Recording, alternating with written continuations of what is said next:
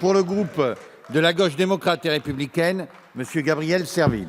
Merci, Président. Madame la ministre, avec ses 312 km de côte et ses 126 000 km² de ZEE au cœur des trois marchés que sont le Mercosur, la CARICOM et l'Union européenne, la Guyane dispose d'atouts indéniables pour s'insérer dans l'économie bleue mondiale. Cependant, une difficulté réside dans l'envasement des côtes qui nécessite des infrastructures adaptées à l'accueil des porte-conteneurs.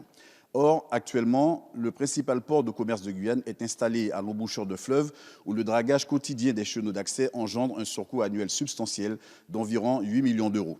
Alors que le cabotage régional est l'une des pistes étudiées pour développer l'activité portuaire, dont la dynamique organique affiche déjà plus 24% de croissance en 5 ans, est née l'ambition de doter la Guyane de ports en eau profonde à l'horizon 2030.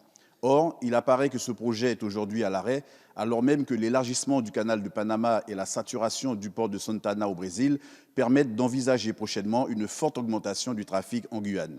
Par ailleurs, actuellement, la Guyane ne dispose pas de poste d'inspection aux frontières chargé du contrôle des importations de denrées d'origine animale ou végétale en provenance des pays hors Union européenne.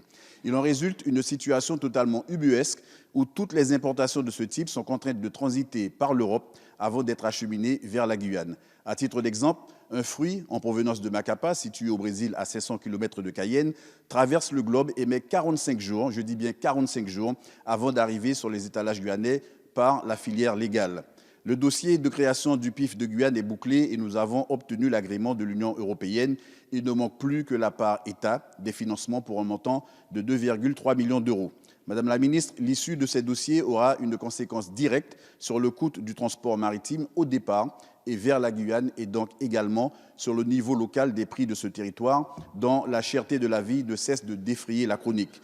Aussi, je vous prie de bien vouloir nous informer de leur état d'avancement et nous rassurer quant à votre engagement à nos côtés, sachant que la géostratégie nous indique clairement le rôle fondamental que peut jouer la Guyane dans la politique maritime de la France.